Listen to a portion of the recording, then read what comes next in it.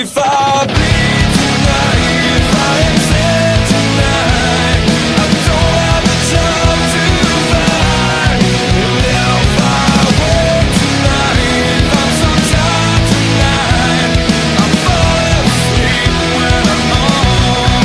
When I'm no way to go, no one that can see through at the side of the light. Oh, hello.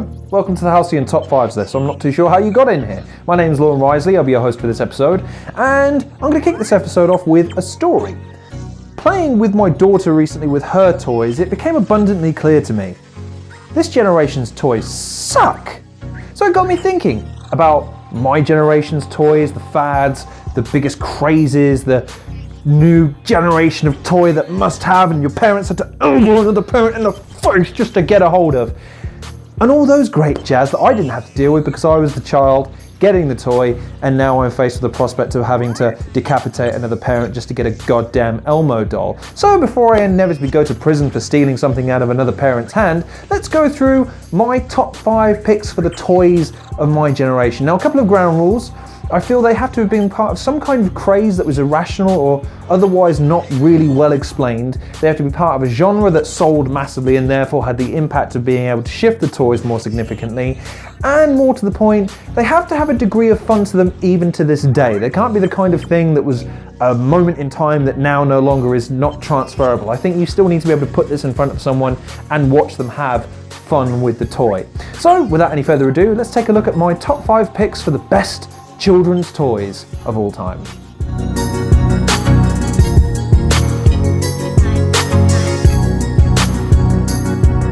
Coming in at number 5 is a tricky one to explain, but I'll do my best. It was the yo-yo. So coming in at number 5, let's begin with the most difficult toy to explain, not in terms of how complicated it is, but why they exploded in popularity to begin with. I mean, literally, one day, no one had them, then the next, you literally could not buy a yo-yo for love nor money.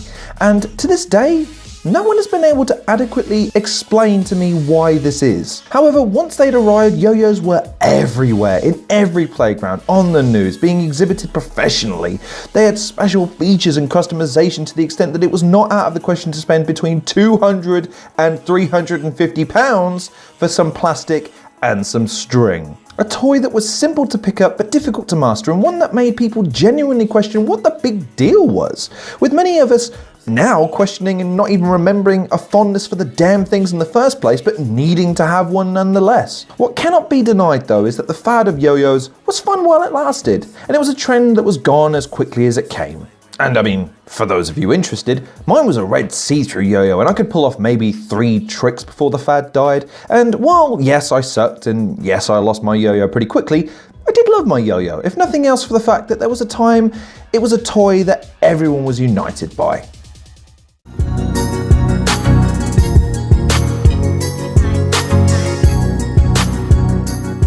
Coming in at number 4 was a toy that meant that I didn't have to harm an actual life in order to learn the value of taking care of a pet. It was the Tamagotchi. Coming in at number 4, it's the Tamagotchi, and god damn, these things were massive back in the day. Addictive, cute, simple to use, and so diverse in their marketability given they could be repurposed to nearly any other franchise that wanted its own version. Pokemon, Digimon, Star Wars, My Little Pony, all of these had versions that meant even if you weren't a fan of the original games, you could find one that would suck you in sooner or later. Personally, I had a Star Wars one, a Yoda if you're asking, and trust me, for a wise and powerful Jedi Master, he crapped a lot, but nonetheless, they had their perks. For one, they seemed to last forever and ever on their batteries, the sprites were cute and cuddly, they had enough to do to keep me busy in spurts, and they gave kids like me a chance to learn the responsibility of caring for another life without the need to massacre a horde of kittens in the process. I love my pet Yoda Tamagotchi, however, and yes, while he may have bitten the dust on more occasions than I'd like to admit, I had so much fun with it, and it was my gateway into that world of gaming that later manifested in my love of RPGs and games like the original Pokemon Game Boy series. And speaking of those colourful little critters,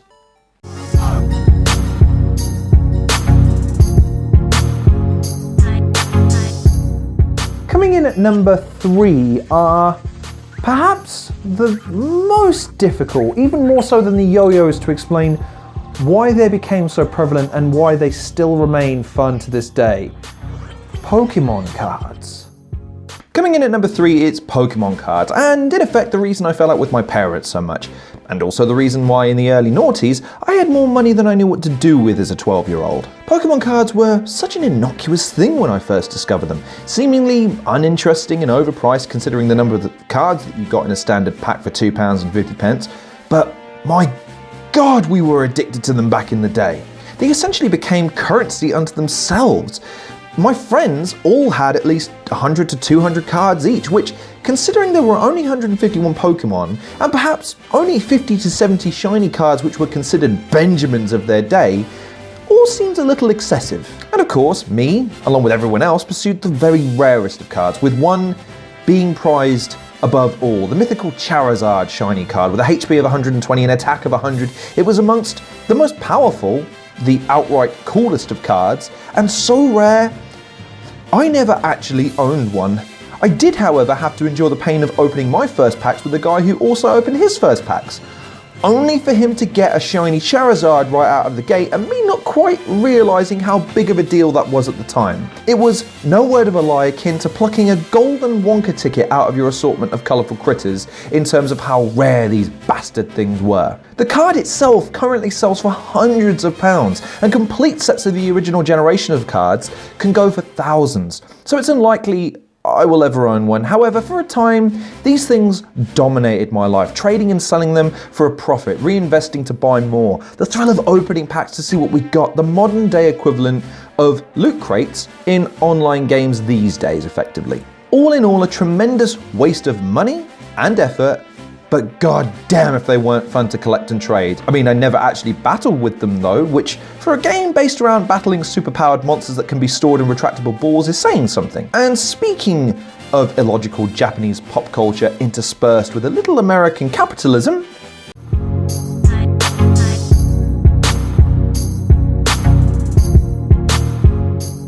We're getting into the big hitters now, and I mean literally with this entry, because number 2 is the Power Rangers original series Megazord.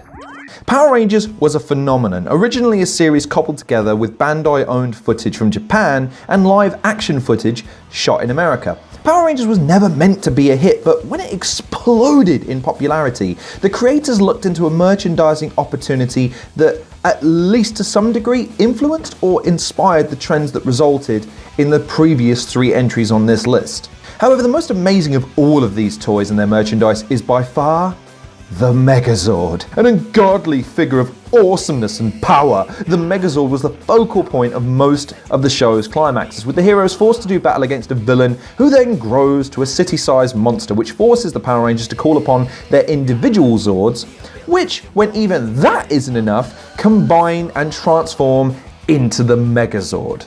This toy was the business. So cool to look at, functional, a blast to take apart and put back together, and, like a sober Arsenal fan right now, scarce to an almost hilarious degree. They just didn't make anywhere near enough of them to satisfy demand. In fact, the toy I received when I was 7 was from Germany of all places. Now, while some might say the best toy of the series is the Dragon Dagger, the individual weapons, or the fabled morphers that are superior, more fun or just cooler, I will fight anyone in the street if they dare even compare them to the Megazord. Because not only can you take it apart, not only can you battle against any force of evil with it, you can combine the Megazord with the Dragon Zord to form the Mega Dragon Zord. How the can you beat that? This is a toy that only gets cooler when you are that age, and despite it's a clear rip-off of the Transformers, I love this thing. I mean, just look at how goddamn cool it looks, and trust me, it's badass, and to my mind, there is only one other toy that was potentially greater, more fun to play with, and even harder to get a hold of when I was a wee nipper.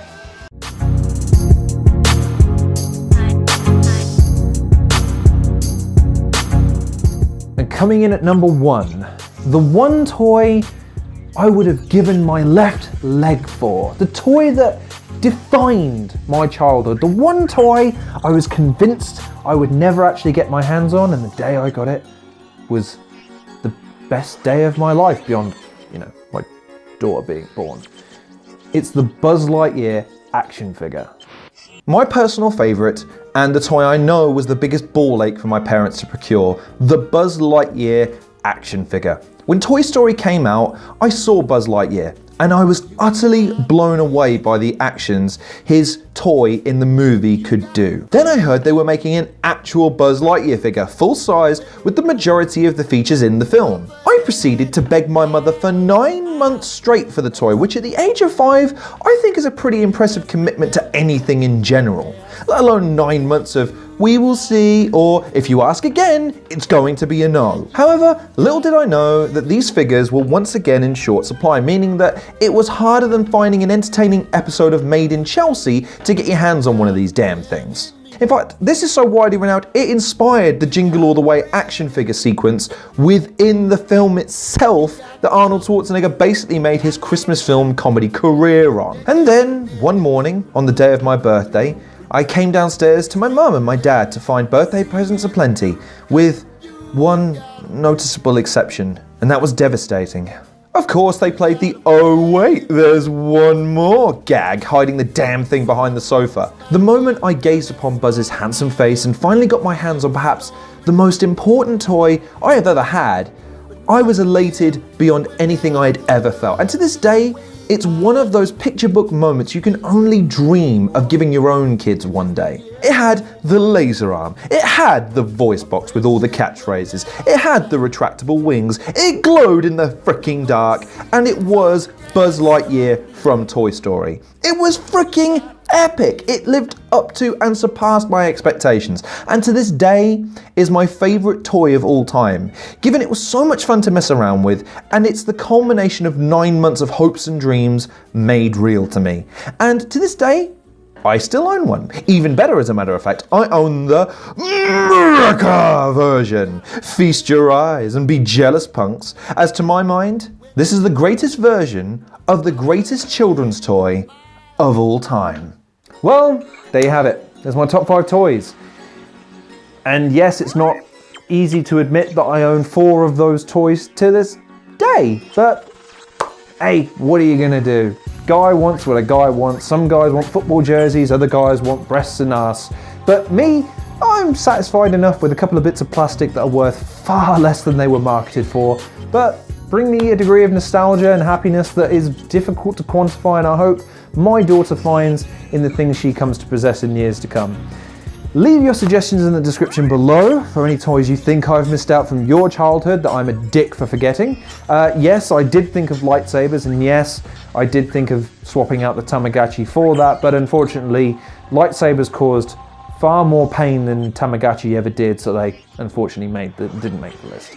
But like I said, thank you very much for watching. Please like, share, subscribe. Check out some of the other content creators in the description below. Check out some of my previous content if you wouldn't mind checking some of that out. That would be excellent. Also, leave your suggestions for other lists I should do in the comment section below. Leave your suggestions for things I missed or configurations of this list that you think I'm wrong. Be more than happy to debate you in the comments until I'm blue in the face as I am in the t-shirt. So thank you very much again for watching. Please take care of yourselves, and hopefully I'll see you guys in the next episode of the Halcyon Top 5s list.